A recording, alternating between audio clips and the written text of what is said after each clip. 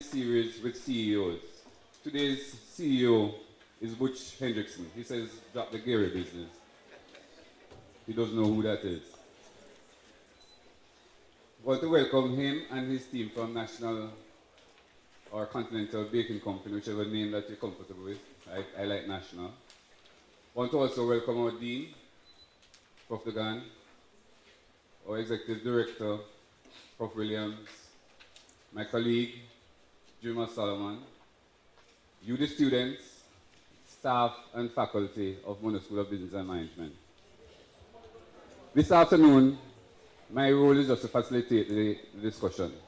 We're going to start with the Executive Director giving his remarks, followed by the reasoning conversation with Mr. Solomon and Mr. Hendrickson. Then we're going to open the floor up to you, and that's it. A simple afternoon of reasoning. So let me start by asking Prof. Williams to give his remarks. Prof?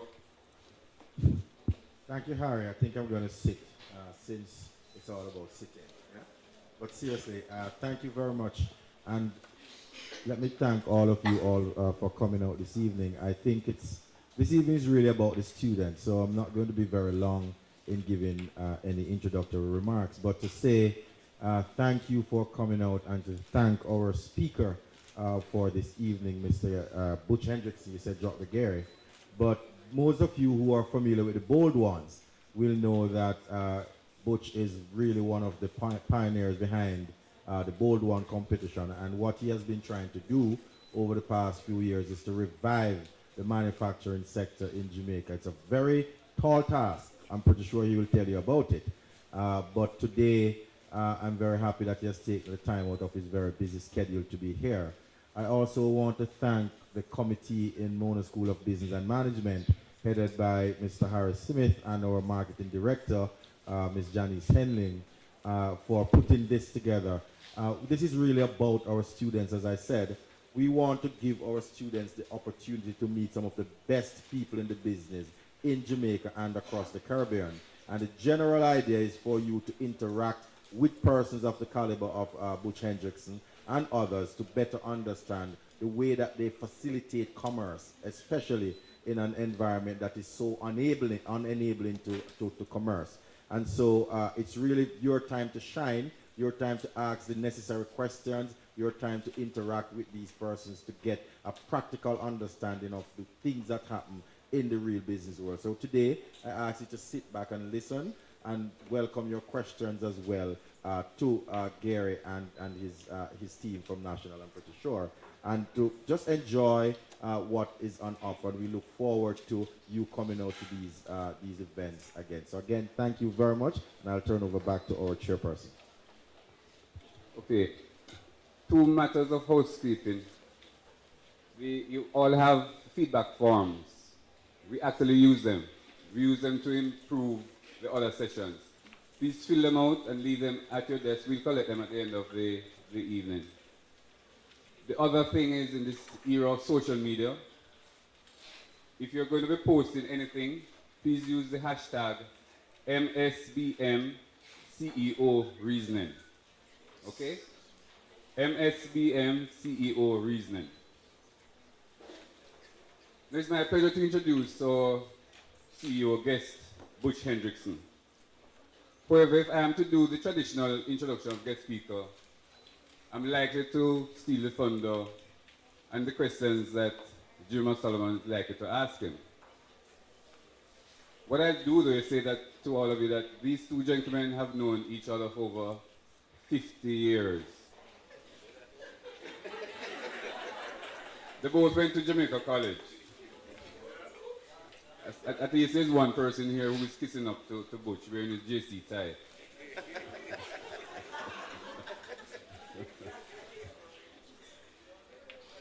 In terms of Juma Solomon, watching the US elections on television, he reminds me of the Democratic candidate Bernie Sanders.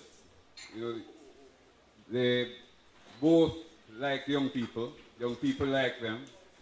And the fact is, and they're not young.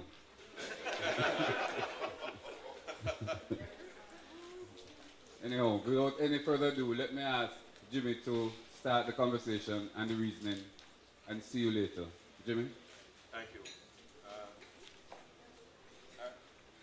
Hello? Have we got some sound for me? I don't tolerate this with my band. Okay, thank you. Butch, welcome. Thank you, Jimmy. I see Harry has been at his usual tricks. Yes, we have known one another for longer than 100 years. Yes. You can't put 50 and 50 together. No, he He does not didn't go to understand JC. that. No, he had this problem. But welcome to UWI and Mona School of Business and Management. I wanted to start off by saying you're the first in this reasoning series that we've had a father and son. I had your dad in 2002. It's 14 years ago. Wow. And it's nice to be able to say welcome, because I know hear them talking about in Parliament today that they have father and son, and then they have two brothers and this sort of thing. I heard them recounting this, but you're the first in a father and son series, and it says something for the Hendrickson family and for Jamaica College as well. So all who want to move, feel free to do that, but don't bother do it now. Thank you. Butch, let's start talking about your early life. From when we were boys, your schools where you went to school, you had a transition to boarding, from being at home to boarding school, and you were surrounded by an extended family. Tell us a little bit about that experience. All right, if I get off track, put me back on track. Good. A couple of things. One of the things I want to establish very early in this discussion, because sometimes it sounds sexy, I was not born poor. And I'm not going to try and tell anybody in this room that I came out from a poor family. So understand that. I accept that.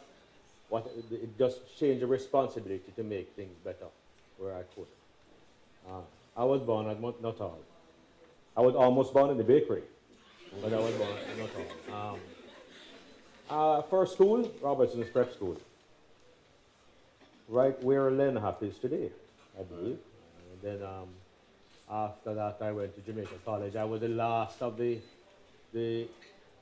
I was the last set of kids that went there when the school year started in January. So I actually got to JC when I was 9 years old, because I was born in February.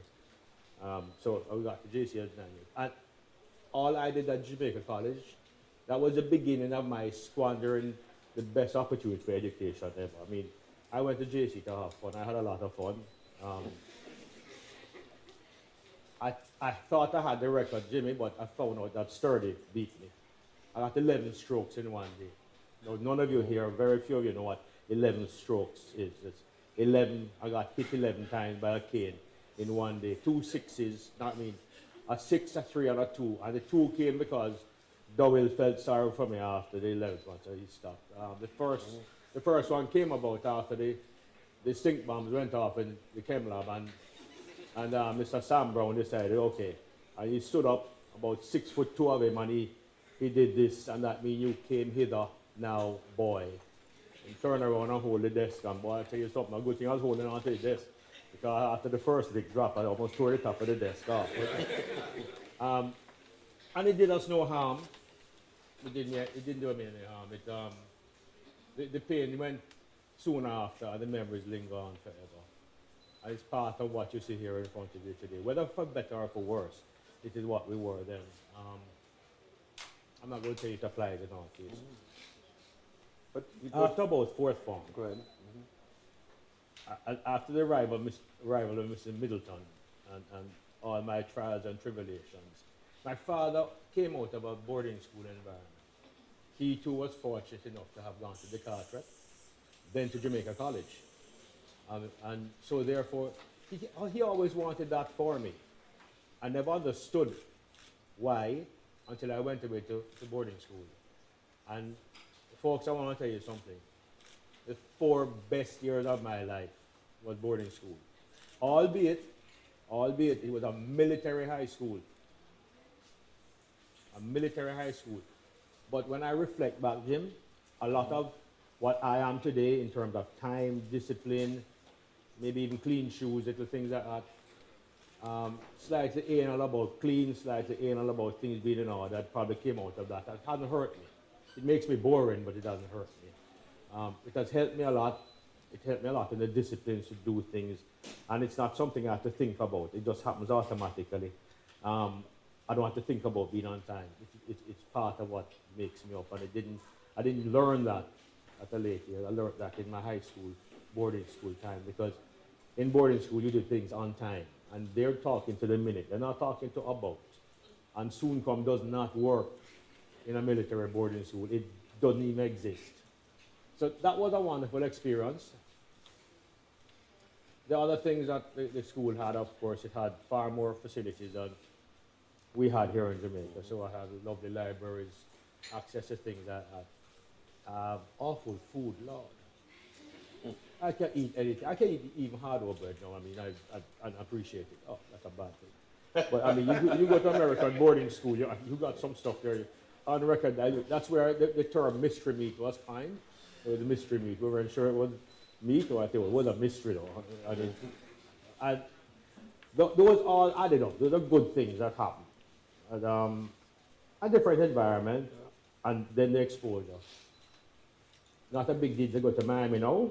No, everybody can jump on a plane and get to Miami. But take me back to Mandeville days. Mm-hmm. Your family hails from Mandeville. No, Magati. Magati, sorry. Yes, Magati first and then Mandeville. And who came here to Jamaica of the Hendrickson family from China? Lax. A long time ago, yeah. Yeah. But you grew up in an extended family. 1860 something, Jim. Yeah. 1860s, late 1860s, early 1870s. My great grandfather came not to Jamaica. He was an indentured servant, and he went to the Guyana to plant rice. And he spent 15 years down there. And after he served his time, he went on to Trinidad. Didn't like the place, came and settled in Jamaica. And then, for some reason, this is where our family is very, very bad about keeping these records. And the people who could remember are all gone now. And the people who have a slight memory have no memory left. So, don't tell the old man I said. But, and I never knew. They went to Silo. So Grandpa was born in Silo. He moved to Magati after. He went to Woolman's first. And then he moved. Then he got married and went to started in Magati. I think it's Paramount Bakery. Yes. Yeah. You know why I asked you the question, knowing your family for so long, is because you made a statement at the beginning to say that you were born. No, I was not. With some amount of comfort. But I wanted our students to realize that originally, your family didn't come here with any comfort. You came as indentured servants, and therefore, progress is possible, isn't it? Oh, yeah. I mean, I'm old enough, and I still retain enough brain cells to remember my mother counting money to go to the grocery. The national started in 1952. It was no matter whipping out the Visa card and running down to Los Usha. No. Didn't work that way. You counted the money, you made sure. And I remember Mom doing that. I'm not that far removed. My children, thankfully, would probably never have seen that. And I hope they never will have to. I'd like them to appreciate it. I should stop paying them. Anyway. Or giving them any allowances. But really, I saw my mother, because she ran the house. I saw my mother having to budget. So it was not a matter of, it was an unlimited thing that you just drew from. And the other discipline the family had. And this is very important, especially if you have a family business or you intend to have your own business. We never put money out to the till. We lived on a salary. And it's something I've insisted on. Now, as we've done better, we lived on a hell of a salary. I mean, again, I'm not trying to pretend anything here. I still today am paid a salary. It was a good salary. I mean, I haven't missed any meals lately. Probably should have missed some rounds at the bar lately, but I haven't done that either. I need to. So that's a discipline you must have because, I'm digressing here, Jimmy. I know I'm not realize that. So many times you see the failure. Especially because we hear it more in the Chinese families where you just live out of the till. You cannot live out of the till. You must budget these things because the world today is not the world of 1960, 70, and 80. It's a different world. And you come into the issues of compliance and things like that. The companies that we run today in my family, to the best of my knowledge, certainly I can speak for myself, are run exactly the way as any publicly listed company will be run. Internal audit, external audit, and all the compliances have to be in place. And I have somebody here whose head will probably, put your hand up, Alvin Clark of FC, and he'll tell you it is run exactly the way it. In other words, if I was to go on the stock exchange tomorrow, I wouldn't have to worry about doing all sorts of adjustments. I can just go on the stock exchange. And that's the way you have to run it. There's no 15 cash register hidden behind or something like that. Last Doesn't thing exist. I want to ask you about the early days of family.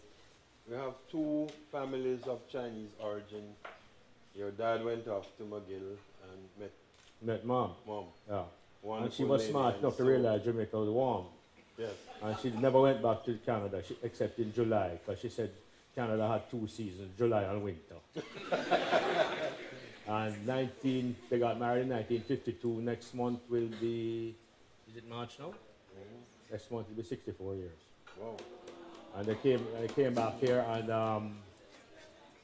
and she does, this is her home, but Dad met her there. But what equally importantly, and some would argue more importantly, she wouldn't agree. What I won't tell you. When he was at McGill, he did everything he could with the school. He got a job at, I think it was Weston's. Yeah. I want to say Weston's or Canada. You know, he's not sure about that either. I'm going to say Weston's, okay? And he saw them make bread mechanically for the first time. Now, we don't have 2 hours, so I can't take you through the mechanical versus the hand. He saw it being done mechanically for the first time. He was able to convince his parents now to put up all the money that I didn't have, to pledge things that they never knew they had. The house on Villa Road in Mandeville, for example, went, and all the properties in Mandeville, because by then they had moved the bakery to Mandeville. It was called National in Mandeville at that time. And they moved to 45 halfway through it in 1952. He was the first person to slice and wrap bread. And, you know, so I grew up in a house hearing that, and you know what, was a big deal. Best thing since sliced Big bread. deal. I mean, anybody can slice and wrap bread, yeah, but not in 1951. Nobody was doing it. And so that was his advantage in life. That he did that. He didn't make hard bread, you know. He didn't. As a matter of fact, when he started the plant, he didn't have hand to make the sliced bread, so he didn't need to make hard bread. As the place grew, and the capabilities of distribution grew naturally, then he went into the hard bread side of it. And today, of course, that's the biggest part of the market for us. But that is a grand example, a good example of technological transfer. And today, what I take for granted, and my children and everybody here from the plant working there take for total granted, was something revolutionary to Jamaica at the time. Yes. We used to get our bread at home delivered with a cart, with a mule, That's right. because we didn't have supermarkets when you and I were youngsters. No, don't make it sound so bad. Hold on. Well, Grace Kennedy didn't own Hilo at the time. No. That one Hilo down at Crossroads. It was after we were born. Of course it was after we were born. Most things happen after we were born. The whole world has changed. Yes. Looking back at it. But we understand we're setting a little tone to understand where we're coming from, where our family is coming from, and lessons that have been learned, because I'm hearing a lot of important things that you have learned from your extended family in those years. Now, moving into the corporate years of you going to university, graduating, coming, what? No, you have a mistake there. I attended university. No. Okay. No, start again. I was registered at university. You with me now? You guys have a picture? I was registered. If you go to the registrar's office, you would have found my name buried somewhere between almost here and never shows up. Right? Follow. I attended at Fordham, I attended the Penny Whistle pub, which is across the train track on Webster Avenue, with regularity. With great regularity. I learned how to drink a pitcher of beer without spilling it. Because if you didn't do it in happy hour, the price doubled at 8 o'clock. You know how that works. So if I get drunk by 7:59 and go home. But somehow along the way, I was able to absorb a little bit of the culture, a little bit of the learning. I probably never should have gone into business. Not that it hadn't helped me, but I probably should never. And guys, take this for what I'm about to say. I'm an instinctive engineer. And I don't know where I got it. Don't ask where I got it from. Don't ask me how it, did I read this? No, you don't learn engineering reading Playboy. Believe me, it don't happen. So that was my serious reading material. I bought it for the articles. Come on. The journalistic value. I'm an instinctive engineer. I know right away that if I was to air condition this place over, I probably wouldn't do it this way. I probably, even though I've been out of the business for a while, for air conditioner, I do it in a different way. And the lights definitely ain't going to cut it there. You're wasting money here and all that. That's instinctive. I probably should have done that. That's from a real love. And I understand how things work, and I don't know why I understand it. And I never am totally right about it, even when I see something, but I'm right enough to know that I have the basics now. And that's helped me a lot in the bakery. People start to talk about a new machine, for example. Yeah, it'll work. That makes sense. No way, that's not working.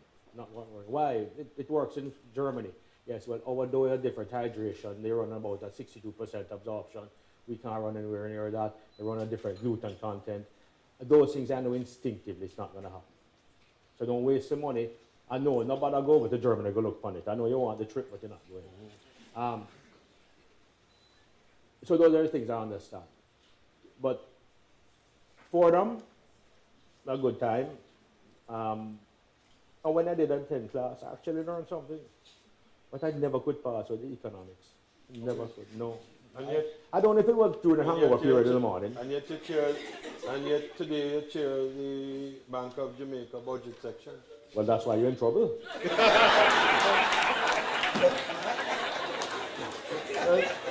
And you think you was in trouble before. You could be in trouble now. No, that is not economics. That budget side of the BOJ is it's on the operational side. Believe me, I'm not making fiscal decisions. My fiscal decision is no deputy governor. You will not put a new elevator in that place because you can't afford it right now. So that's the type of thing. Now, what are we putting in the elevator? Well, let's not put the old elevators with the what they call it, the machine shop on top. You know, where they had that big old clutch and thing. No, the new elevators and they go 6, 7 floors. It has a little motor. It's about this big. It's called a discus drive. It actually goes on the side of the car. It drives up and down. It does not run unless it's necessary. And if you're coming down, it doesn't run at all. It just releases the brakes and it coasts. So the only time you burn energy is going up. And this is the new generation. How did I hear that? I heard it from somebody who sold one to me in St. Lucia. So that exposure, Jimmy, I can't quantify. Correct, but it's an intuitive thing that you have found. Coming to Jamaica, going in what was a sort of traditional family business that had been built up for decades. What prompted you to go that way? Because you have been a maverick. We can see that you have been a maverick. Why come into the family business at all? All right. Bear with me here. 1967, IT&T Continental Baking Company comes to Jamaica.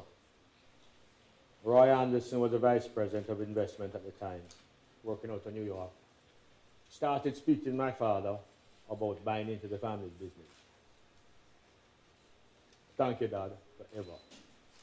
My father saw the sense in it because he would learn. We never sold them the majority of the shares at any time. The Hendrickson family kept control of it.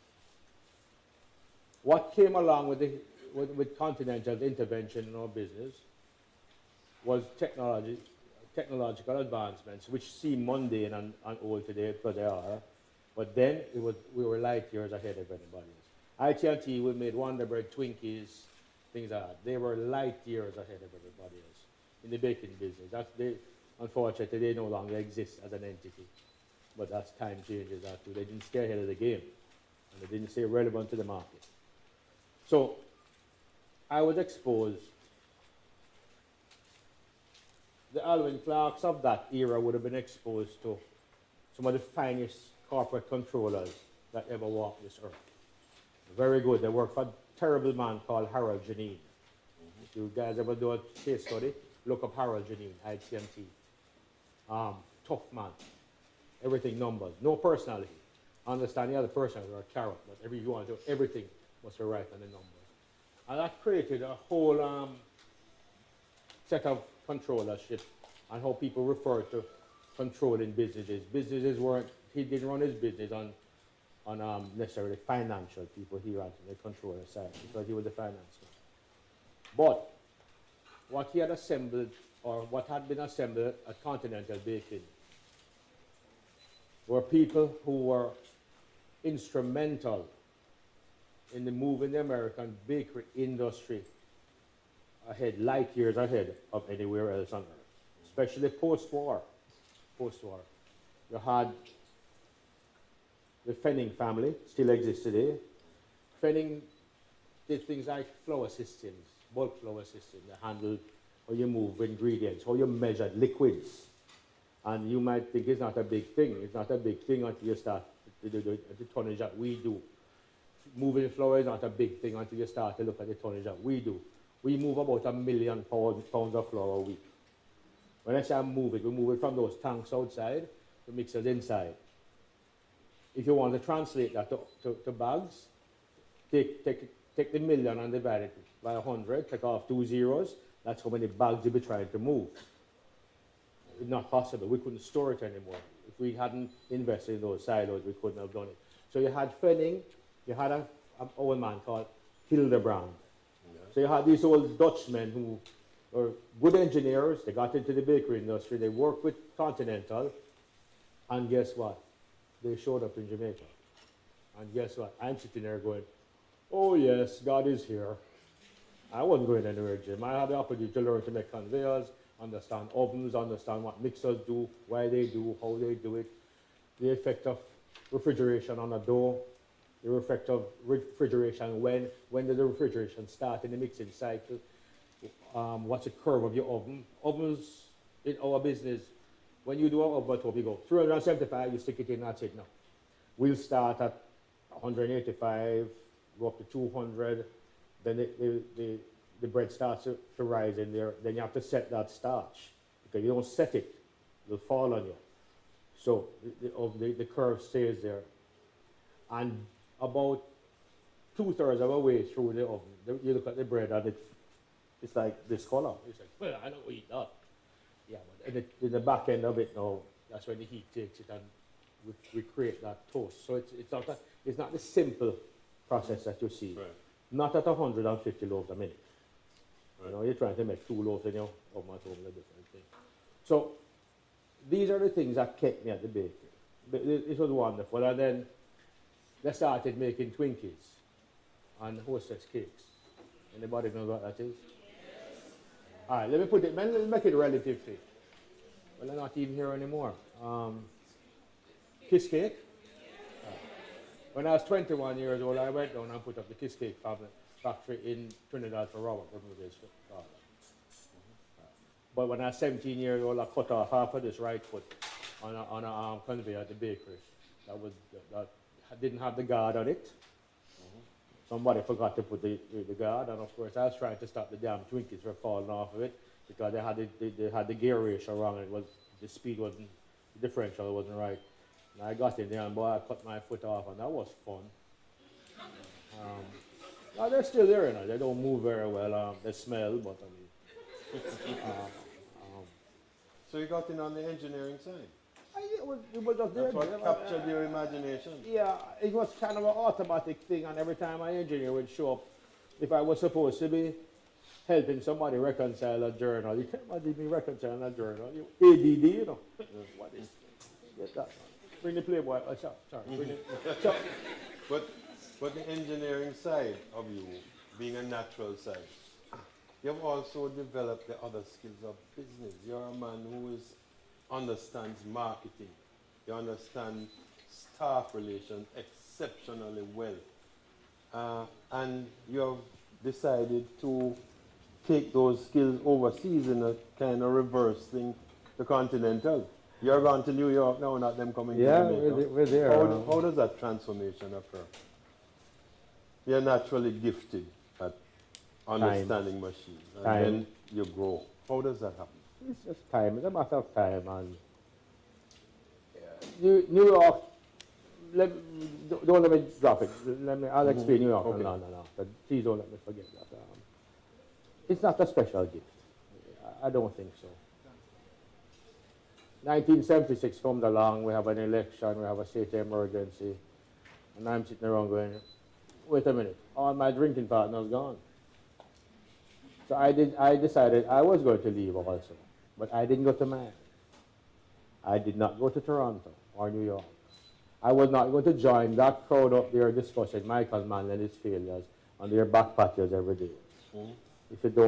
Once you've left, don't want to discuss it, get on with your life. I went to Dallas, Texas. And to have the second best 4 years of my life. And I went job hunting.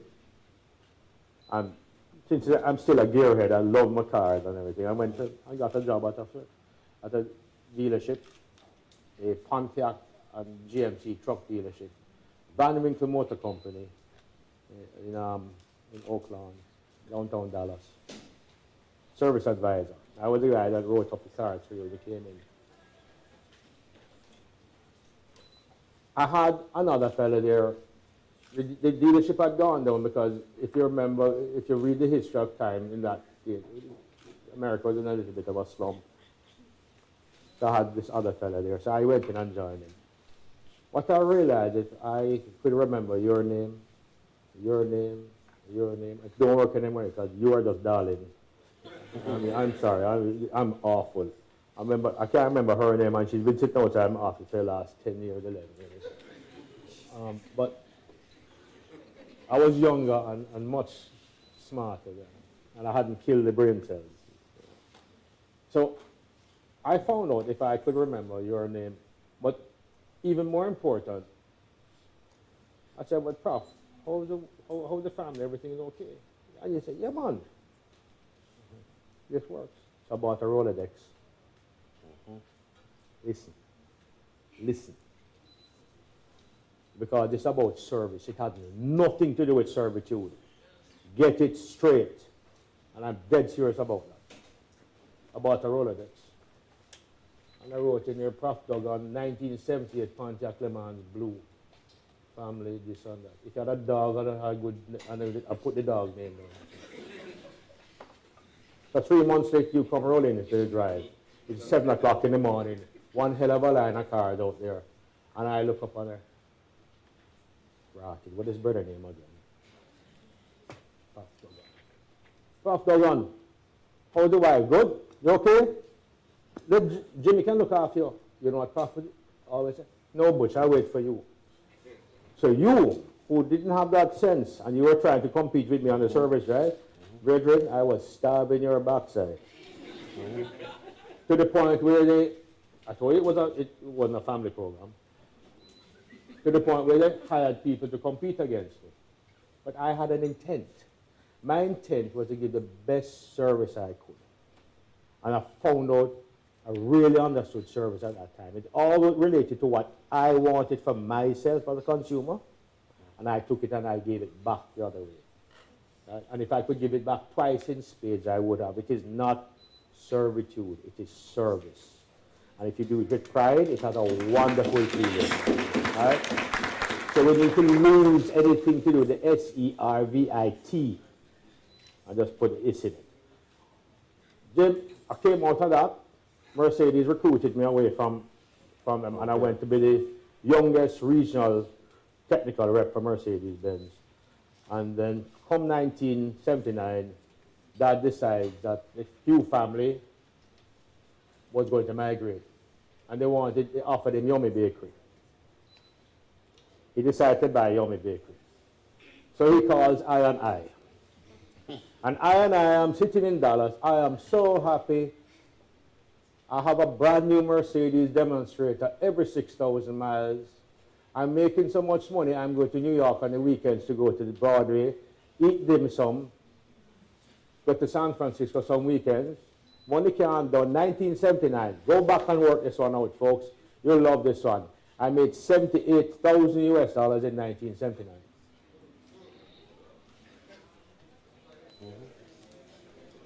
Go work them numbers.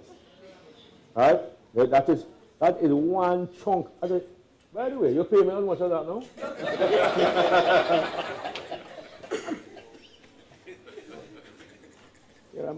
This one I have a way in them say, no. Alwyn, what do you mean? You want something, boss? Which part I know you don't understand? The first half or the second half? Anyway, so I came home after the old man. It took him 3 months to get me to even think about wanting to move to come back to Jamaica. Look at this, man. No wife, no picnic. They're in Dallas. They have all the branded stewardesses that right live off Lemon Avenue. I mean, you know, all the nightclubs up and down. And you want to come back where? What you have? Topsy, Epiphany, 2 little broke down bar down Cypress Road, and I must know. I don't know, this not working out too good. I bought brand new Mercedes Benz every 6,000 miles. I choose a color, I choose interior. Because what happened, my car, the demonstrator, factory demo, went back to you, and it had the extended warranty. So, and by the time I fixed up the bugs out of it, believe me, you got a really good car. So, I came back home, I was the first deportee. Valentine's Day, 1980, I came back to Jamaica. It's somewhere between 9 and 12,000 US dollars a year in total salary, which was BS. I never got that much at 9. And none of you will know this. You have to Google this, and you probably have to Google it in Japanese. A Mazda 1000 bus. And every time you took a right-hand corner, the left door drop off. This is out of a Benz. Are you kidding me? And your own color. Oh. I don't remember what color it was. No, this one, the bus, no, it was rust. Okay. Rust and primer. And I'm living in an apartment now somewhere up in Benson Avenue, somewhere over there. And you know, there's something really wrong with this picture. But, I get to Yummy now. And every 2 days I run out of flour. I play golf 4 days a week. I started playing golf again. We met the bread in the morning. Yeah, man, you count out the bread, everything gone. Bam, came on us. So you used to play golf because I didn't have any flour to sell you. There you go. Yeah, I didn't buy Charles Grace at 23440, right? Right? That's right. Grace Kennedy, 23440, right? And Hannah, 37311. You see how old you are? I am? We do better with the 92 and the 93, and it was 23440 and Hannah, 37311. So I'm back in Jamaica, and this is happening, and then Tiago goes and wins the election and mash up the whole of the golf game. Whole of the golf game mash up. Everything changes. And in a nutshell, Jim, I came home, you know, Carl Hendrickson had a wonderful using this thing about the oldest son in the Chinese family. Yes. Oh, yes. Convenient, you see? Yes. It's the most convenient BS you ever heard in your life. Anyway, so I fall for it, hook, line, and sinker, and here I am, standing up here. Oh, but you know, not so bad, you know. You can go to Miami every now and then with what? We're going to take and pay for the fare to go to Miami. No. Was that much of that? That was the spending money. Which money? Oh, you mean you're allowed to take out? Per annum. No, I didn't bother that. Nobody will restrict me to that. Forget that. But we're here, and along come the 80s, and things start to change. We're all getting older, we start to settle down, and life got serious. It had to get serious sooner or later. I mean, we couldn't keep on going on playing golf and hoping the flower would run out. And reading the articles in Playboy. I'm sorry? And reading the articles in Playboy. No, penthouse by then. Okay. Come on, Jimmy, man. You're current. You see, you're married too young, you know. Oh. Yeah, so that's an interesting thing. And When I we're think talking about it's an era of time which I'm sure a lot of people, when we come to question time, they'll have some explanations they want on that, because it's very true. My salary in 2004 was $6,000 per annum, Jamaican. I got a bonus. I got $6,500 per annum and a bonus of $1,500, and it could buy 4 motor cars. Okay? I bought a house from his dad, which had 3 bedrooms and entire adjoining the golf course, from your dad for $70,000 in 1979. Wow. West Strathmore. I think one of the foreign managers that's used to right. live That's when there. they had the keyhole Okay. development. Yeah, Correct. yeah. Okay. So you understand, monetary value is something that he has lived through. We have all lived through that, and really and truly, it's setting a stage for us to get into the corporate world. Quickly. Why? Go ahead. This cost $140. Was bought in 1969. It's a Rolex. $149. 143 Jamaican dollars, I think it was. At 170 something US, and I had somebody buy it for me in bond. Statute of limitations, like I said, they can't lock me up again. No, really, it's a Rolex. I worked for a long time to save for it. And it cost me 140 euros, Jamaican dollars. That's where we're coming from.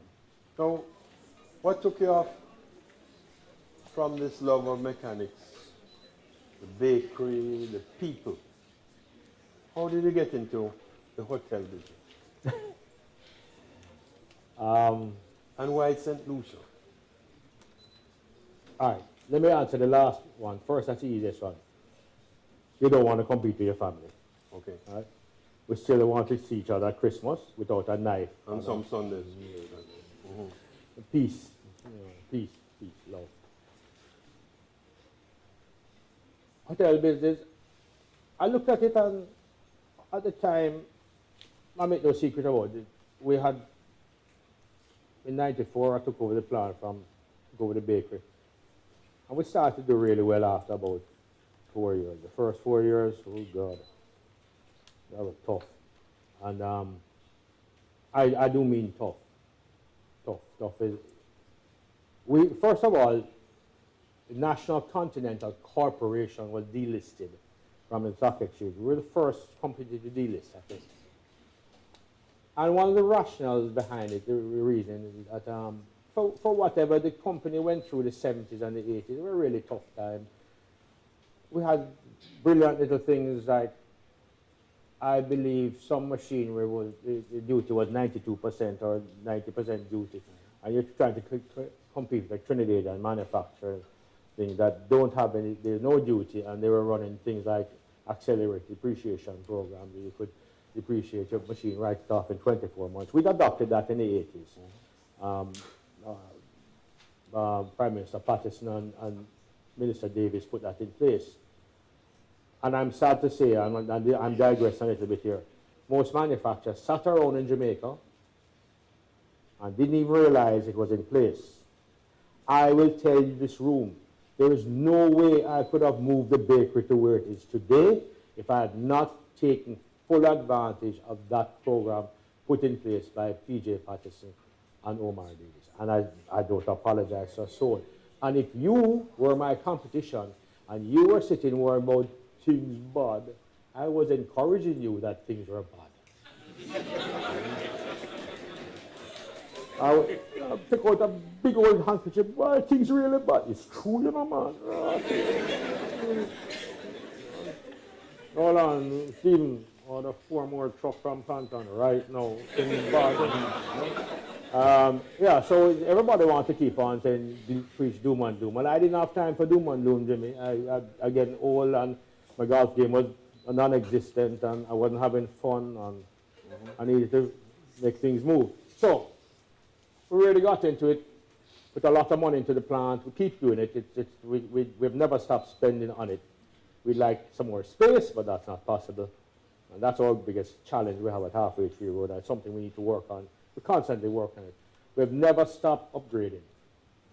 Today, the bread plant is as automated as we wish it to be. In other words, if I had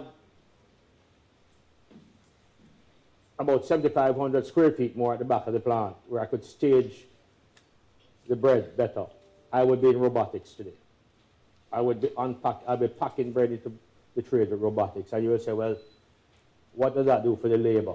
And my answer to you is, what is happening right now? It's coming so fast, people can't handle it anymore properly. I'm going into the supermarkets and I'm look at the bread and it's in the tray. And I see a dent on this loaf and I see a dent on that loaf. I know what's happening. It's coming at the fella so quickly. And you can't stop it. It's coming straight up. They're going like this, they're squeezing this one and squeezing this one. You're not going to see it. You might see it. It is my job to see it because my job is to protect you. My job is to go out there and make sure that they deliver what you expect. And the other part of my job is to raise your expectations of us.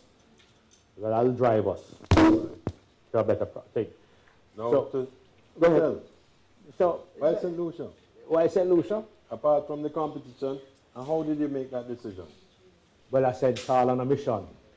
Oh. Yeah, I said, you know, you have some cousins down in Trinidad you haven't seen for years. Why don't go look for them? By the way, when you're down there, you know, I wouldn't mind a little investments.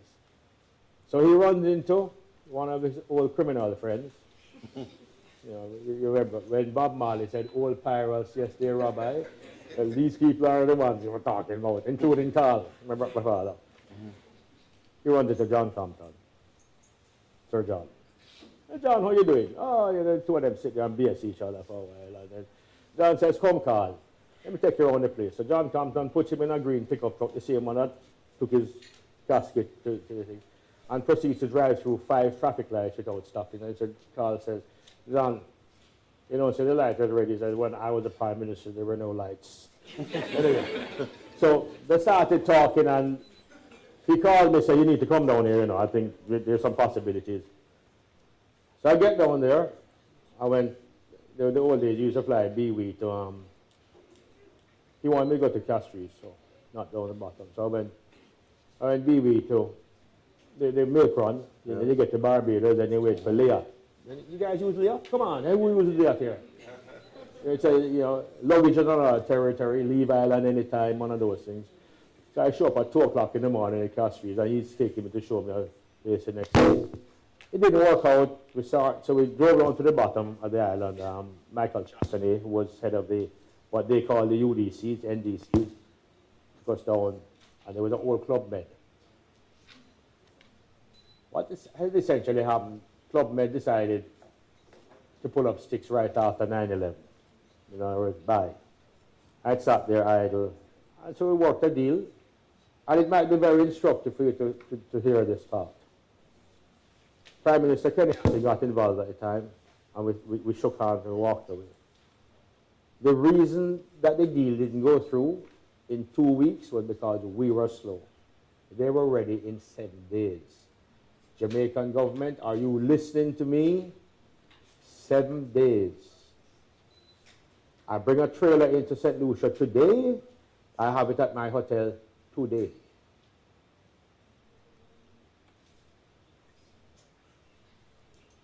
Now, it might not be significant to you all here, but when you have 78,000 US dollars of frozen foods on that container, it gets very significant.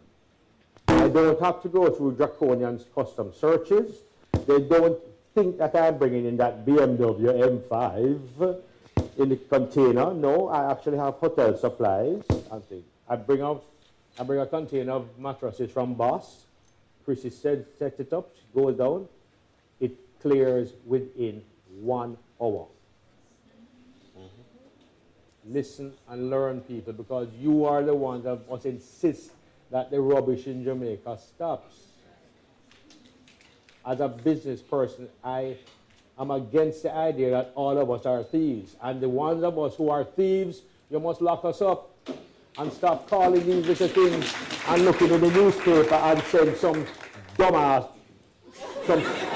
some silly thing like, oh, and a businessman from downtown of Asian origin. Call his name. Call his name. Stop this of Asian. Go to hell with that. Lock him up. Lock him up. You're not going to stop it unless you do it. And you must insist on it because the generation to fix the country is here.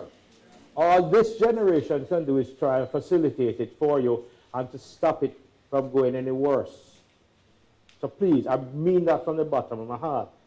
So I go down there and we get things going. That doesn't say there's not a small island side to the small island. Because, I can tell you something.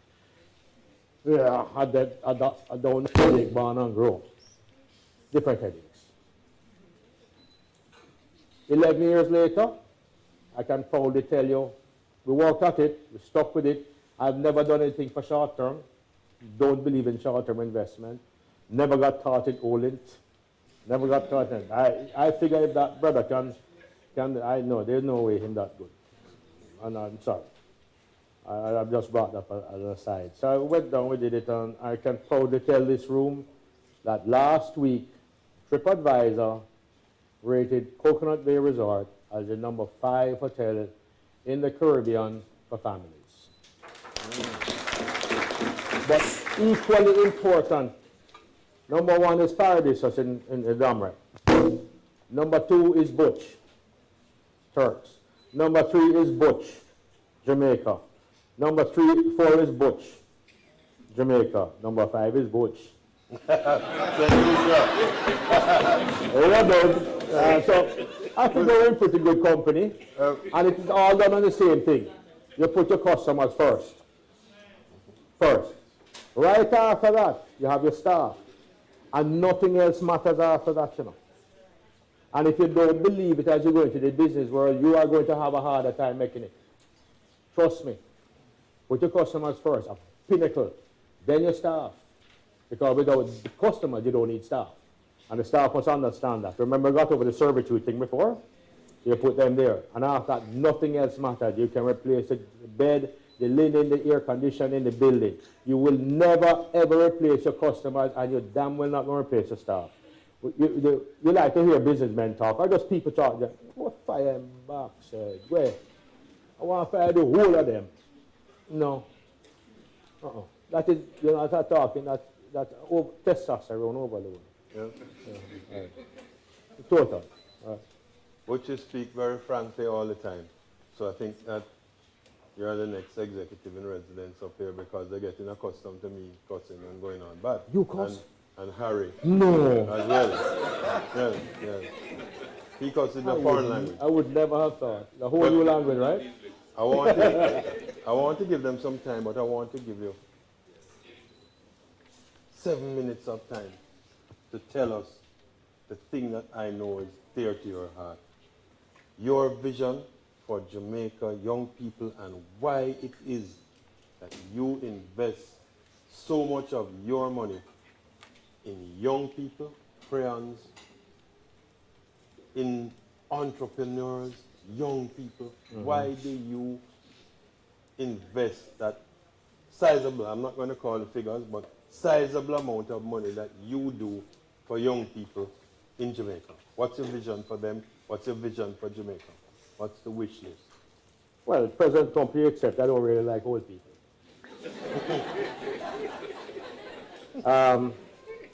It is part of there's a component that has to come, the reason has to come from this side, and it's big enough for us, but it's empty, not so full. And a lot of it must come from here, because that's a part, that's an intangible part. You can't put a price on that. Jimmy, God has been so good to me and my family. But when you look back, were it not for the Jamaican consumer that gave us this wonderful base to work with, right? there's no way we could do this. So, in a nutshell, philanthropy is driven by profit. Only governments can give away what they don't have. Right? I can't manage that one yet. I can't manage that one. We took away the damn printing press from me. All the $100 bills start printing from long. So only governments can manage that. I don't have that luxury, and I can't find a way around. Profits drive philanthropy. So what have we been able to do? We've been able to have this trust of the Jamaican people. This wonderful, you trust me every day in your home, for better or for worse. And when we make mistakes and give you a dry bun, we need to apologize and things like that. But believe me, we try to work towards not having that, and that has been a drive for the last year. So what I did, I have a gun pointed at the bun plant manager's head, and I can trigger it remotely. But in a nutshell, it is the right thing to do. It's the same with the staff. There can never be a company on earth where the staff does well that the company doesn't do better. Just think of that. Can't happen. So when you're thankful for what? You have this wonderful consumer base called Jamaica, which has allowed us to expand outside of Jamaica. And it is our job to earn that every day. Now, when we do that, where do I'm sitting here, and I must give credit where it is due. On the board once, Sandra Glasgow was my deputy chairman at the Exim Bank, and one day Sandra called me and he said, would you consider mentoring? Of course I would. You know, which sometimes you shoot where they aim.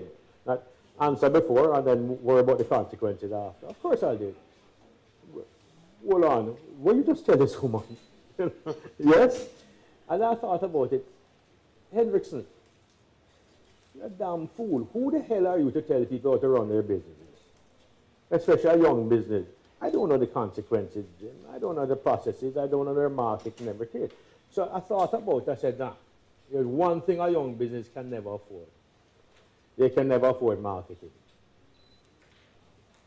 They buy raw materials, they pay the rent, they pay JPS, they pay the staff. They never have the money to market. And if the other Butch in this country can say anything, that is marketing. Think about sandals. Sandals today in Barbados don't need Barbados. When you book sandals, you book the destination. Sandals is the destination. Grenada sandals is a destination, not Grenada. Sandals source is the destination. William a fool walk around with this all day long. You ever see? You think he's really that thirsty? Probably same bottle of water the boy walk with for the whole week. You know? I would love to walk with a hard-boiled bread, but you know. Yeah.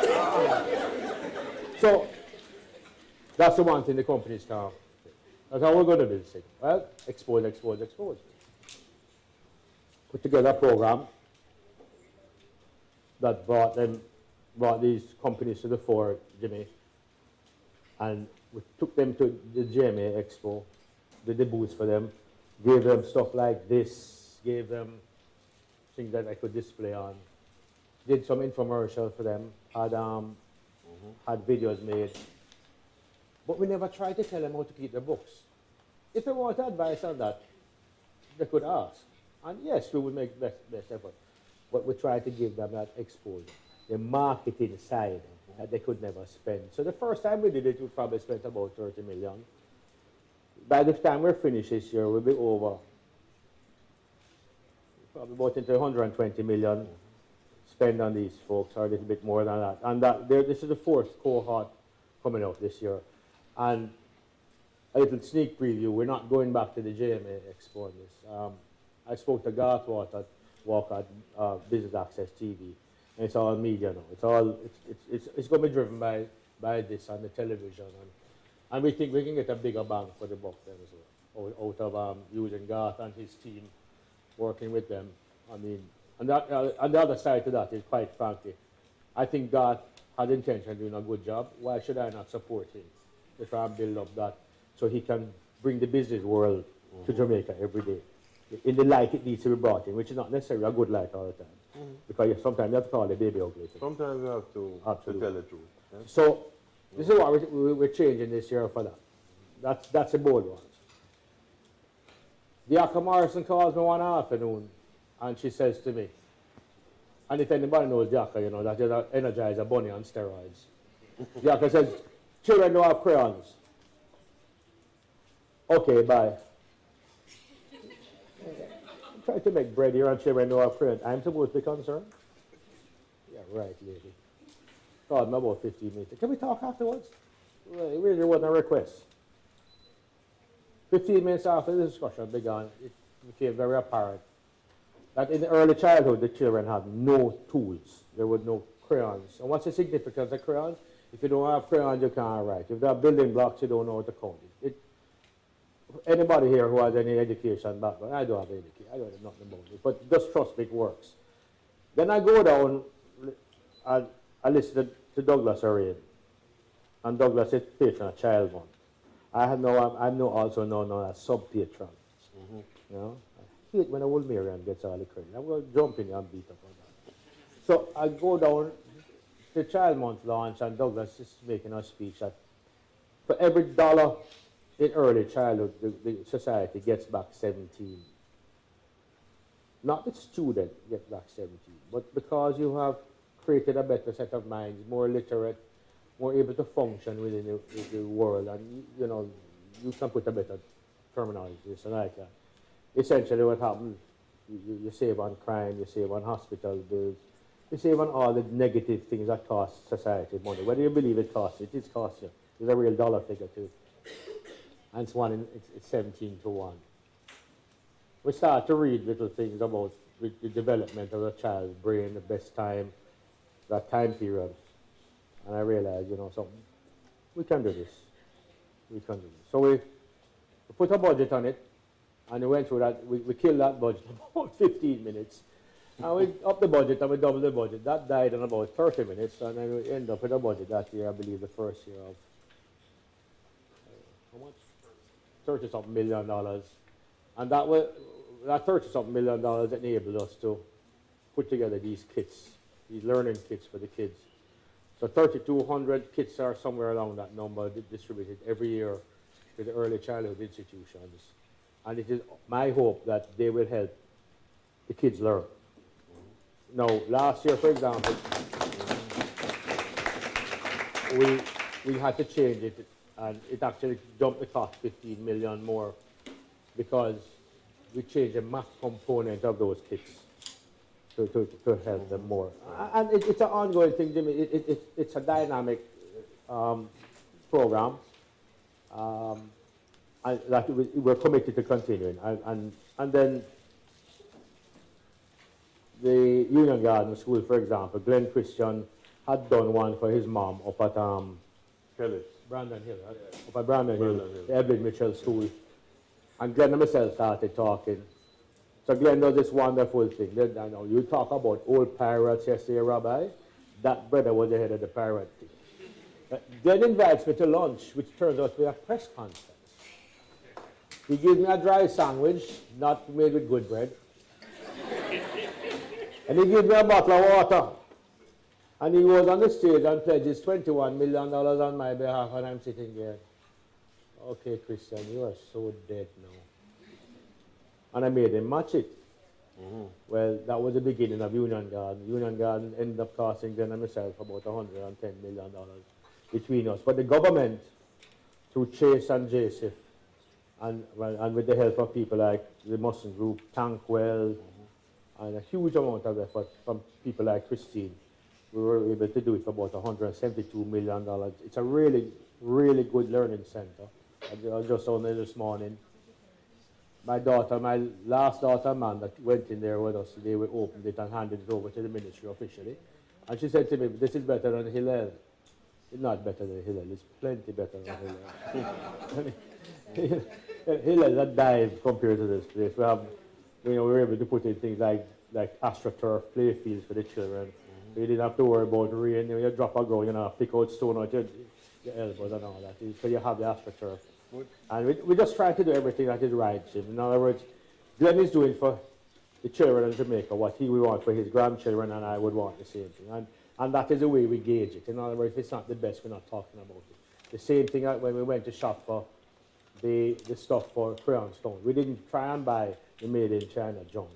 We went out and we bought the right things, play school, expensive things, because they last. And you go back to the learning centers 2 years on, and they're still there. They just have a lot more of it, you know. And that's all part of it. And when Ronnie Thwaites can look at me and look at me straight in the face and say, you know something, I think Crayon's going to be making a real difference. Well, that's payback right there, because that's the whole intention. We can't lose another generation of Jamaican children to semi-literacy. We want them 100% literate. And even if it means learning which pages is centerfold to the boy. Anyway.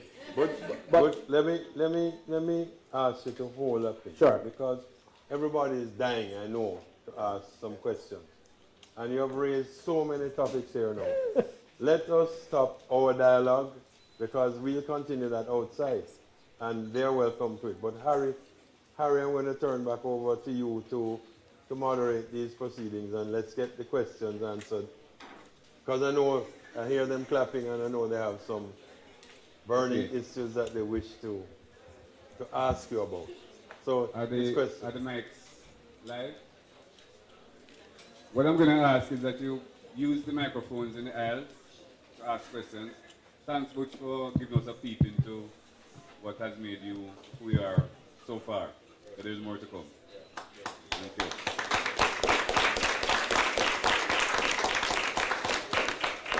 So who has the first question? What I suggest is that you line up behind. So you just ask a question, then sit, and allow the other person to move in place. Mine is not really a question, it's more a compliment. Mr. Butch. I just wanted to share a little experience with you, and just to show you how what you're doing, and you're even unaware of some of the impact of what you're doing.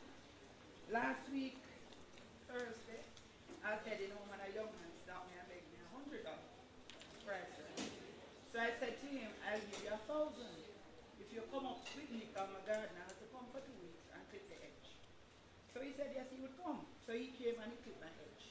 And he brought his friend and I gave them each $1,000. So when he was leaving, he said to me, you could have given me another one for it, because I want to go to the agency to look a job. So I said, no, I don't have no more. The next day, though, he came back to the house and brought his girlfriend with him and said, she clean good, you know. She looked like about 17. But I said, she can clean the windows, and he said she can wash too. Well, I said, I have a machine, but I allowed the young girl to come in. God, he's foolishness sometimes, and left them there. And when I came back, my house was beautifully clean. So I gave her 2,000, and I gave him one again. Well, the next day, he called me and said he had gone to an agency with the money, and he got a job. Guess where? On one of your trucks, distributing buns and things. That was paying him $9,000 a week.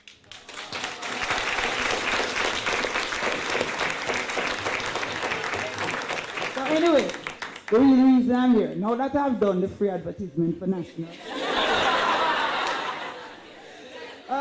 there's an organization I have called Hugs Unlimited, and the hugs really mean have you given some. It's a service-oriented thing. Oh. But, no, honestly, I didn't even know about the session. I came to do some work up at Salises. I worked here for 27 years, he knows.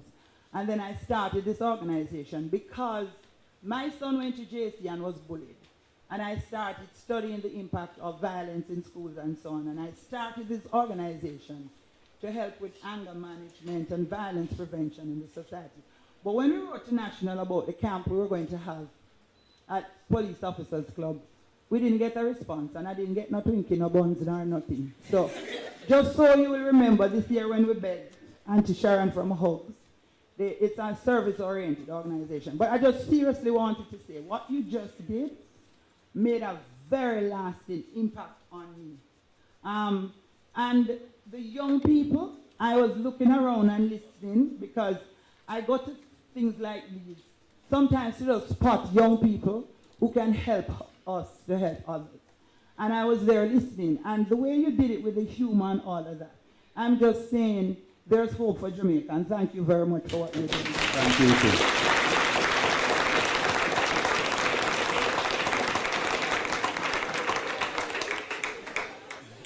Okay. Hi, good afternoon. KC versus JC. My name is Javani Wa. I'm currently a final year student studying economics and management in the Faculty of Social Sciences. And my question, just a prelude to it, we're coming off the heels of a recently held general election, and I'm not sure if Continental would have... Speak up. Speak into the mic. I'm not sure if Continental would have like a government affairs or government relations department or so, but I'd love to know what does politics have to do with running a business and keeping relations with government to ensure that your business can stay afloat. You said politics, right? Politics and governance. Absolutely nothing. They like to expound? Would you like to expound? Yeah, well, you can't run your business on that. You mustn't run your business on that. You must run your business on the market. The market dictates what you do. Government policies can hurt or help you. There's no denying that. But I've been on earth long enough to believe, and the longer I'm here, the more I believe it, thank God. Governments don't set out to hurt people. I think what you've seen in the last 8, 10 years, more and more, is an understanding between government and the private sector. Now, ladies and gentlemen, this is one you want to listen to very carefully. 50% of the failure of this nation to grow resides in the private sector, not in government.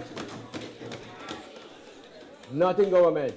It resides in the private sector who sat on their backsides when they had the accelerated appreciation and didn't do anything with it.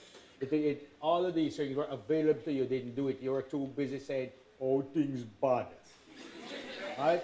National grew 7.5 times in tonnage, not dollars. I don't, as a manufacturer, let me talk dollars. I talk tons. I talk throughput in the plant. 7.5 times in tonnage from 1995 to now. Right? I didn't wait for a government program. I trusted my instinct where my market was concerned. I put the consumer first, customer-centric. So what has happened today? Am I bulletproof as a company? No, because my customer will decide, not government. So don't allow that to happen here. Don't allow it to happen. I'm not saying there's a disrespect for government. That will get you nowhere. But you can't wait for them to wake you up in the morning to go to work. Okay? Thank you. Good afternoon. My name is Tashika Taylor. I am a final year business management studies student. And Mr. Hendrickson, you're a successful entrepreneur. But one of the first things that you mentioned was that you were born into money. So you're born into money. Why entrepreneurship? Why did you bother? Why not live off the money? You remember what I said about registered at school versus attending? No, if I was a doctor, it would be different. The truth about it, my father never wanted any of us to have to do what he did. He always wanted us to be in the professions. Now, do I look like I could make a good doctor? Do I look like somebody have a fear? What you say, you have a headache again? Go down to the pharmacy, go and take 2 aspirin and next. So, no, I did it because I didn't think, I was never told I had to. I always wanted to. And because I had a distinctly huge, massive advantage of growing up in a bakery, literally and figuratively as the company grew, I knew where I wanted to take it. I always knew where I could take it. And that caused numerous fights and arguments and disagreements. And I just had a different vision than the dad had, but that he was at a time where I think his term is a one-eye man in a blind country. Mm-hmm. Well, and take this one too. The best piece of advice my father gave to his children, where business was concerned, and that was because four of us were too dumb to read it. It was the newspaper every day, and on the news every night, and on business week. And he said, in the future, your competition will live in Jamaica. The people that you will compete with in the future will not live in Jamaica. So if you want to get all tight about, boy, we are one-on-one, well, you will suffer on that. Right? Your competition does not reside here anymore. The competition is as far as this can reach.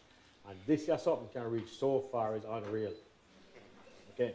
And this is just the beginning. The second thing that he jerked me up in life on, and you like this one, I can't remember the year, and I don't remember what the circumstance. I just knew I came back from London. It must have been in the 80s. I think we went to buy some second-hand bread trucks.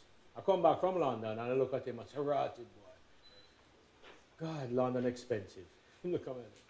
London not expensive, boy. Is you poor? Think about that. London not expensive. Is you poor? He was right on both counts. It's a different way of thinking. Good afternoon. My name is Julian Dunkley. We've never formally met before, but you've had a big impact on my life because about 10 years ago, you helped my mom to start her first business, Jamaica Farewell. What's the name of the company? Jamaica Farewell. Her name is Beverly Dunkley. Jamaica Farewell. If I remember.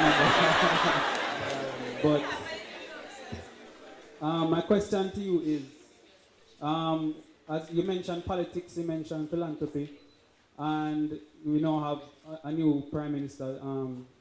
JP is now in power, and they promised a lot for the younger generation. Mm-hmm. And I have quite a few friends who've studied baking and have done very well, and they have lots of ideas when it comes to baking. Not in the traditional sense of necessarily bread and so on, but are there any opportunities for younger people in that field when it comes to baking or in the hotels or anything like that for the younger generation? All right, and let me address the hotel side.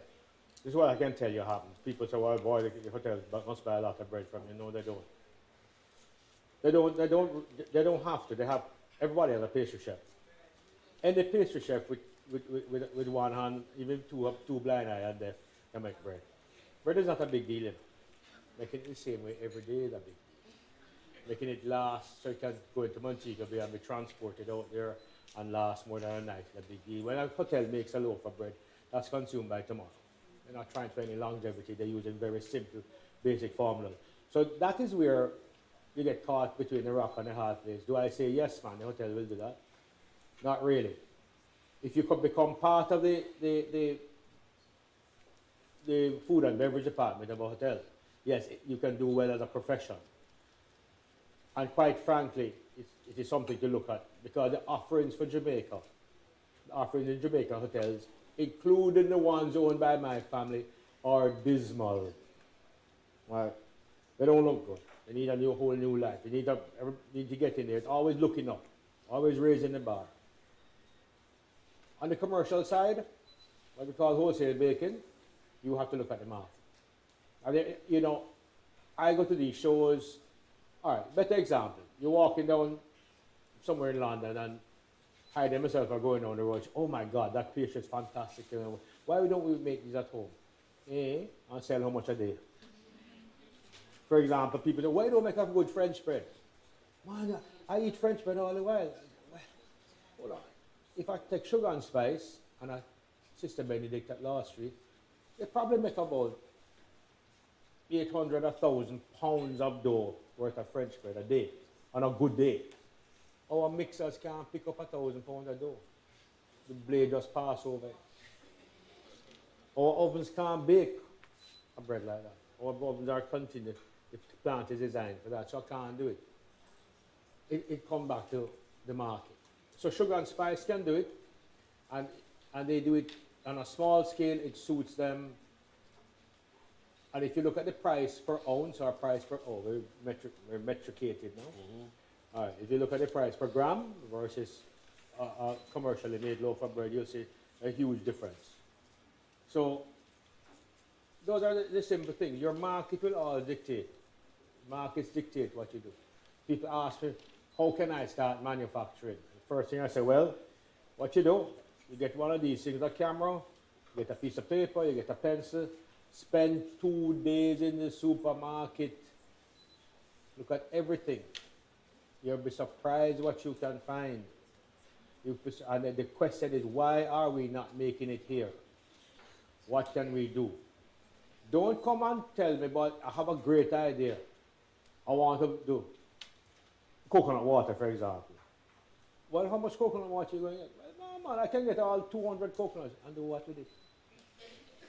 We can't do that. I mean, we have to look at Jamaicans and say, well, what do we want to do? And we have to decide. And this is where it is going to take. And Jimmy, if you wish, I'll go into my views on the private sector and what needs to be done with the respect and the trust is concerned within the private sector.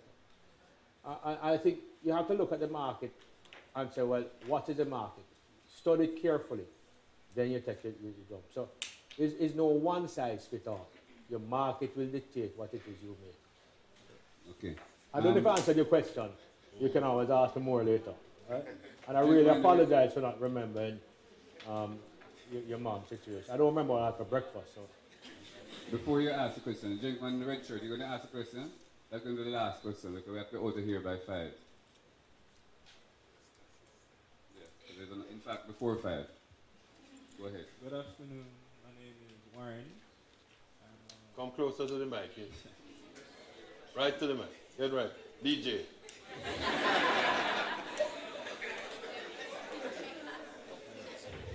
Good afternoon. My name is Warren. I'm a banking and finance student. My question is, in your experience, what are the main differences in operations in Jamaica and the United States? What is the difference between operations in Jamaica and the United States? All right, so let me just say, Warren, if you don't mind, I'm going to take England and United States all at once. Here's one main difference. We have a warehouse in East Croydon that had been broken into 5 times or 7 times. I lost count. We've had 2 trucks stolen. We've had the catalytic converter off our truck stolen. I can't remember the last time anybody broke into anything at Halfway Tree, ever. That's one difference. You hear the other difference? The other difference is that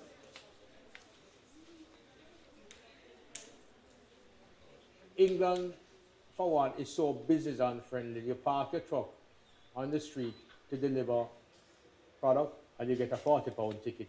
Or you deliver in £10 worth of product. Something wrong with that, them and there are other things that make it difficult. You take bread back off the market, for example, you can't throw it in the garbage. It has to go in a special thing with a special people to pick it up. But unless they decided that, oh boy, here come the Jamaican containers again, let's search every damn one of them. The stuff comes off the wharf, it comes straight to your warehouse, you don't have to go through all those problems. The market is different, it's a big market where you try to drive around London, and the best of times, the best way to drive around London is a helicopter. On a Sunday. It's just very difficult to get around, it's a big place.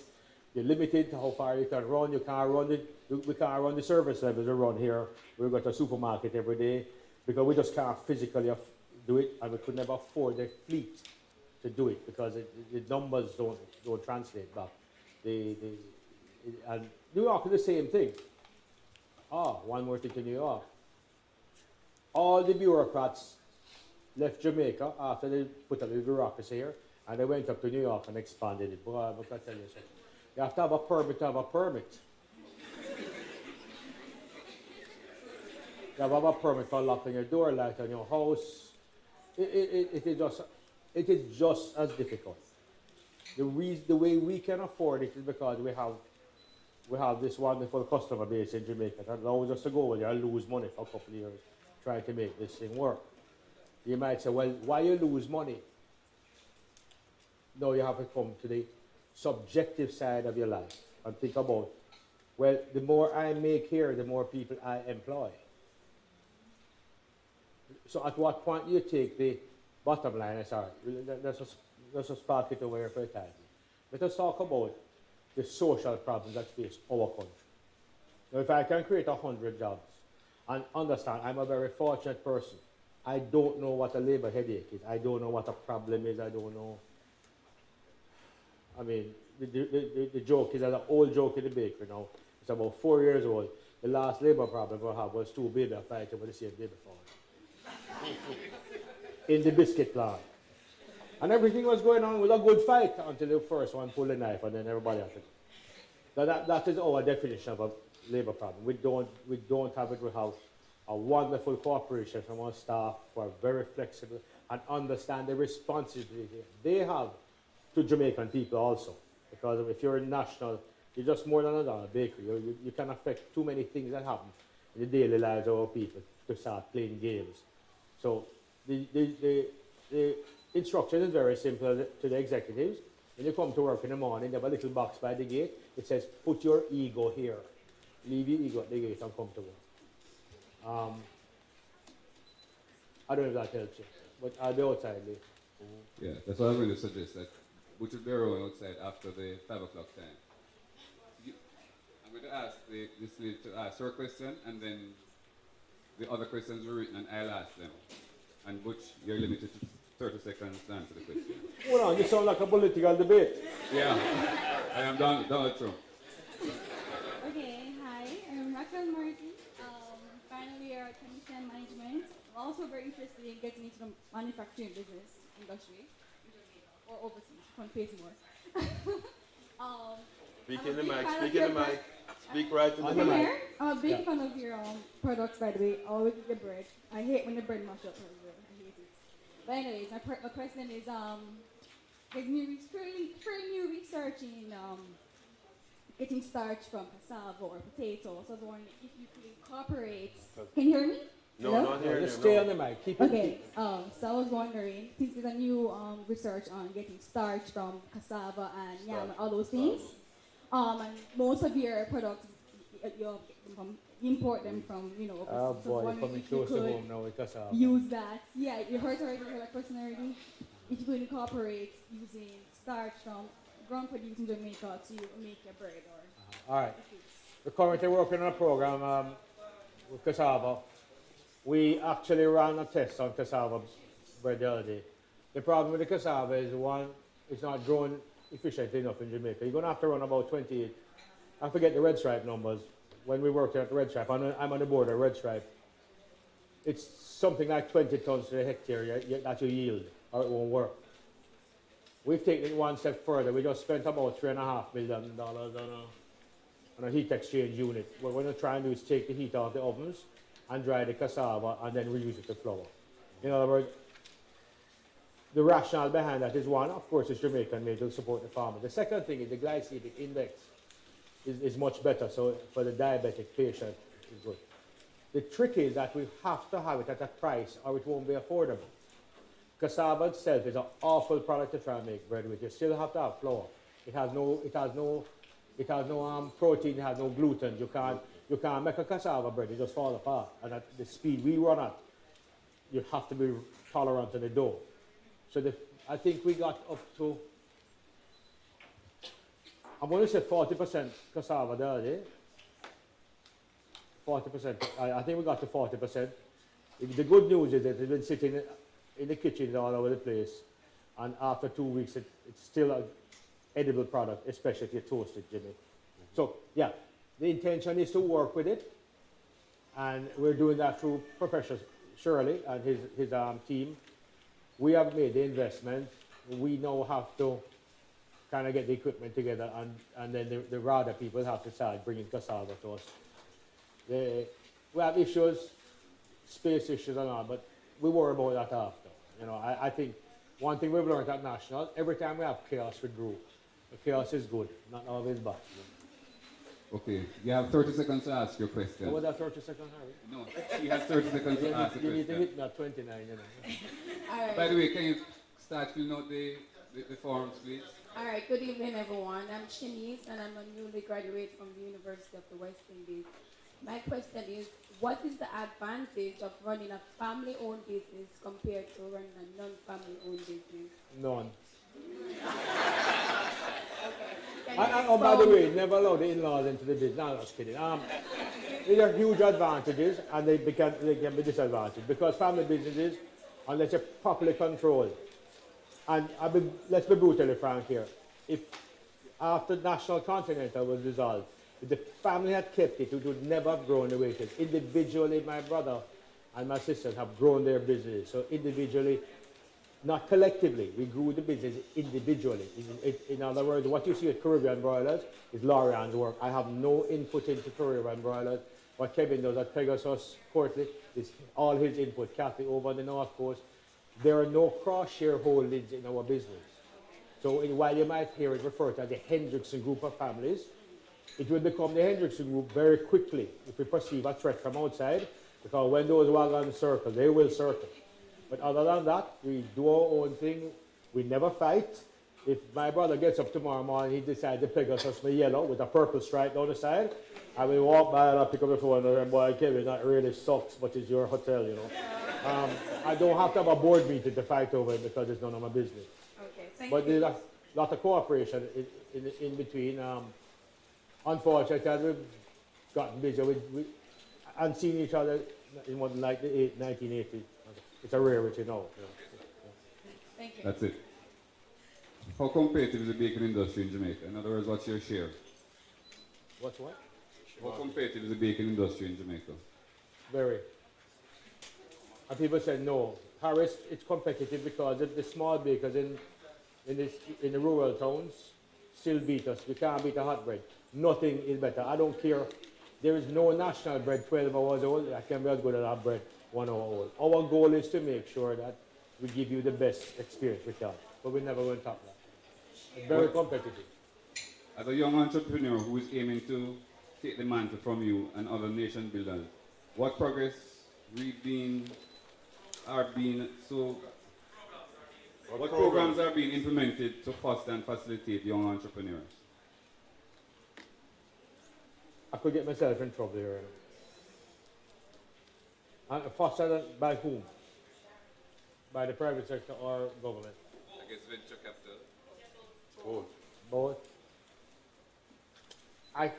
You know my programs are the private sector. And I won't get myself in a lot of trouble here. Why not? Why not? Nothing new. Actually, Butch, you can answer both these questions the same way, because the second question speaks to access to capital for entrepreneurs. I've been asked by the government to one, stay on the board of the BOJ, and two, go back to EXIM as the chairman. If I agree to go back to EXIM, the rules of EXIM, the EXIM bank have to change. EXIM has not been a development bank, and you know it. It has to be recapitalized. There are some very, very creative things that could possibly work, including bringing in, issuing some pref shares and bringing some outside capital in an equity side, which would have a zero cost. EXIM must become, how you do? EXIM must become, and don't take this the wrong way, folks, it is Butch speaking and I speak in simplese because I'm not very complex. EXIM must become a babysitting service with a financial institution backing. EXIM must become your helper when you want to start your business. Look at us and you know this can work. Get the money to you, help you, stay with you. It has certain implications because under the rules of the Financial Services Commission, the lender is not supposed to be too involved. Well, we'll call it something else. We'll call it support services, banking support services. Something to help people succeed. It is well known in development banking, you will lose. You can't have all winners. That doesn't exist. But what we need to do as a nation, we need to make up our mind if we're going to take a risk. And all these people with ideas, Jim, we can't pick all winners, but just take this one number. I'm not supposed to have this information. EXIM's current bad debt is 2%. If it's not 2, it's 2.12. Call me a liar. NCB is 5.3. How can a commercial bank be running a higher bad debt ratio than a development bank? It should be the other way around. The mere fact that you're in development means that you should be risky. And that is what we've never taken as a country. And now, I am trying to do everything within my power, myself and some really good people have tried to persuade the government to look in a direction. And they're already looking at direction. Of course, you know, when I jumped the gun, I sat with the lawyers last night, so I know it can be done. To try and bring some new capital into the whole thing. And that's your answer. We're trying to find a way to bring new capital in at a very low cost, and we try to, not only that, we're to mentor the program along. Not do your job for you. You have to stay up at night by yourself. You can talk to him outside. Nicole, Greg, remember the Marketing Association. I'm going to ask her to come and do the vote of thanks and present a token from the school.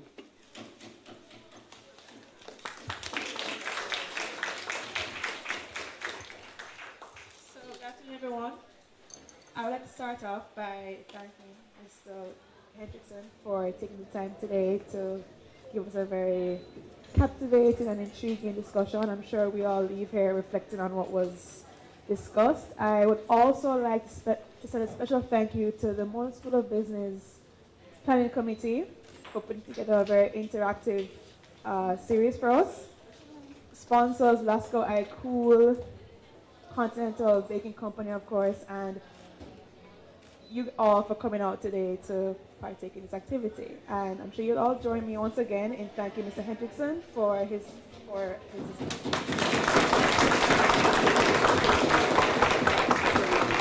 Thank you very much.